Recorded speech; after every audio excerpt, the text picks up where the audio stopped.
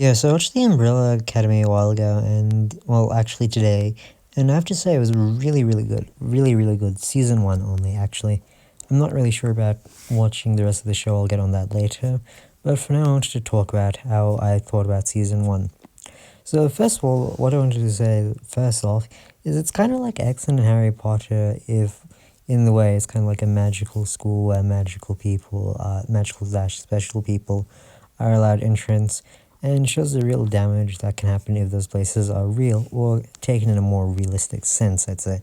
Then again, like, it's only one interpretation of what could happen. I wouldn't say this is the exact cut and blanche of what would happen if this thing would happen, but that's beside the point. Anyway, I wanted to say everything about the show is amazing. I really love the special effects, the action, the way they're talking. Everything about it was really intense, really cool.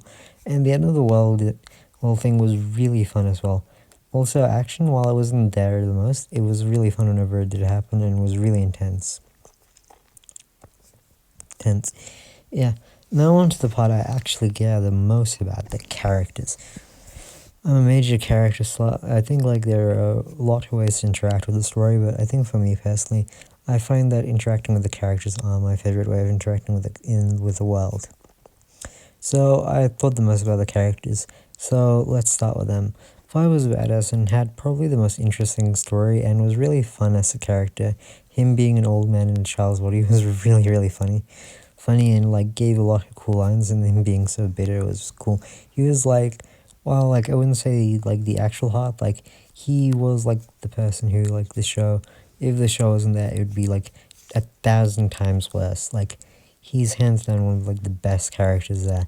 Loved him a lot, and his story was really fun and like was probably the most intense out of everyone.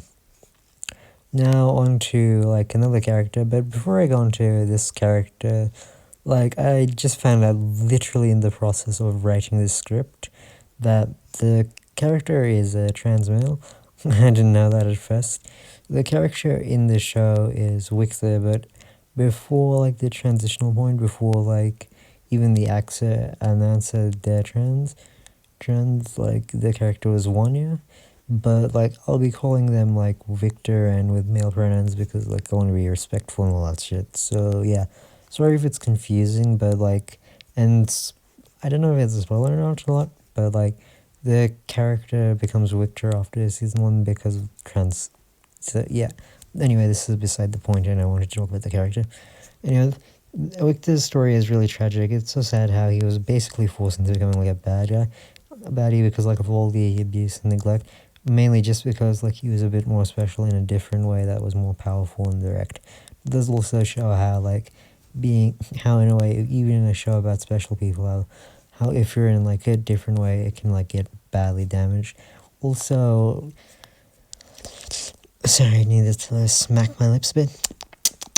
Like that sound? ASMR 2 in 1, bitch.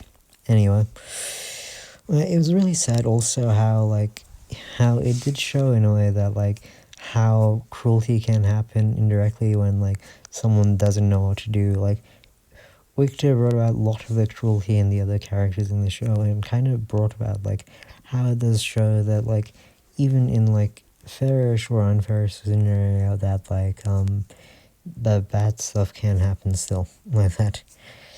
Also, I will say like Victor being abused in a relationship like really got to me because of the situation I was in, like, and his boyfriend at the time, like Leonard, like when it turned out he was really a manipulative asshole, like the way that character was written was really good, like really gave him the way to that. So I really hated him and was really satisfied when he died. Yeah, so that's it for those two. Honestly, was one of the best characters, and when his powers were there, it was really cool. Also, in the end of season 1, when he was in like that suit, like it looked really cool. Like when he was like doing all that powerful shit, it was badass. Anyway, on to Luther. Luther's a good guy on paper, but I found him like an unreliable asshole. Like, yeah, he kind of says a lot and like is like, "Ooh, be a team player" and all that shit, but like he really does nothing. And when everyone leaves, he just kind of fucks off himself. And he's a little bitch for like staying with his family, staying with his dad for so long. I understand why. Like sometimes it's kind of like that, but still, man, still that was kind of stupid. Anyway, but him turning into an ape was pretty funny actually. was really stupid, but still was also kind of tragic in a way. And also, I would say like, but I like the character. He's kind of like tries to be a good guy, but failing. But I think by the end, it does show that he is trying still, even though he did do some of the biggest dick moves at the end when he tried to kill Victor. And also, I do think like he has the most in. He's the most like his dad, and that comes out every so often. I went to Allison. Allison is cool and is the heart of the show.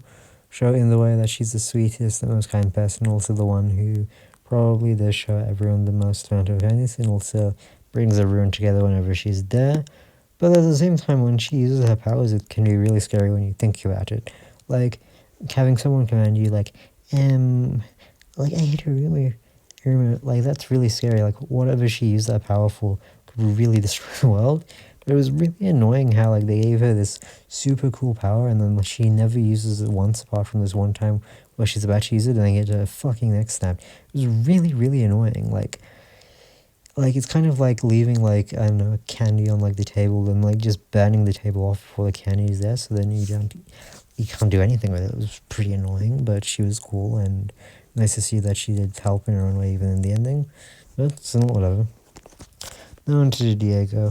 Diego was cool, but I liked him in the way like he was interesting. He had probably the weirdest power of knife throwing, which I didn't even think was a power before, and was a kind of cool character. But out of everyone else, honestly, he was probably the most generic. He was just kind of like bad boy who kind of is in that weird camp where he's somehow a police and somehow not. But honestly, I didn't really care for him that much. He was okay. Now onto Klaus. He was the best character. He had like amazing powers and amazing story. It was really cool seeing him all the times. He just brings so much to the show. It's so fun. Like, and also like you can't help but love him, and like also just the way he acts is super fun. I guess I just like drug guys. He was awesome. Nothing much more to say than that, but like he was awesome. Like his story was really sad, but at the same time, it was fun seeing him. Awesome guy. Ben I didn't really care for, considering it was in the show enough to be. He may have some interesting potential in season 2 if I see it, but I'm probably not going to. Anyway, Chazel and Hazel. They were cool characters, interesting in their own way. They had an interesting story about like what they were doing, but honestly, I didn't really care that much for them. They were kind of cool threats, but like as characters, they never really saw their full potential, so meh. And now to Mr. Hargreaves. He was a really cool character, and honestly, probably the only one out of the side-ish characters I'm going to talk about. Like, he was really fun, like, and creepy in his own way, but like was fun to always go on because of like the way he was. And let's not forget that like whenever a British guy has to act like an American guy but still keeps the British accent, they're always the most evil of evil motherfuckers. Keep that in mind, man. And Mr. Hargreaves embodies that all the time. Pogo, there's not much to say. I didn't really think that much about him, but he was a monkey, and that's cool, so I liked him. In short, this show was amazing and had amazing characters, and the main takeaway I had from the show was that the show shows us the dangers of making and forcing people to be seen by only what they have that's better than everyone else. In a way, this is kind of perfectly examined in the way that, like, Victor talks about himself when he goes, I'm ordinary. That kind of shows a lot. Just the fact that being ordinary is seen as like this binding curse, and the fact that like everyone else is only seen for that one trait, so they never really fully develop out of that one trait. Like, no one is able to think more independently than that one trait of themselves. And Five as well, like Five is probably the most healthy character out of everyone. Even then, he's pretty messed up. But the only reason he's like that is because he was able to leave this family of abuse, cycle of abuse, by going through that way. But even then, he still was broken because like no character had the love they needed. And when also another thing that I noticed in this show is that like everyone is seeking love in their own way. Every character has like a one for love and has like a love that they want to have. But it's always broken, always damaged because like they never had that central love because all they were seen for is that one trait. And being forced into a profession that they didn't want, forcing them into seeing themselves as heroes, as protectors, without really being able to establish an identity of their own, really broke them. And when And I'd say that's the reason ultimately why they failed, not because like they failed as a team, but because like as a team they never were able to develop healthy relationships because of how controlling their dad was. And also the fact that like Wixer goes apeshit at the end because is literally there because like they never were able to give him like the attention that he needed and the time and the love he deserved. So instead of being able to use the power for good, like he went apeshit and destroyed everything. If like is like and like honestly, when you see the end of the show, you can just think like, oh, if they all trusted each other, if they all did it better, like this wouldn't have happened. So yeah, it's kind of that. Like it's really funny in that way, in the sense. So yeah, how like small solutions are unseen in some places. Yeah, like, but like as I said, like I'd love to see the rest of the show, but I've heard mixed things of like season 1, season 2, and 3.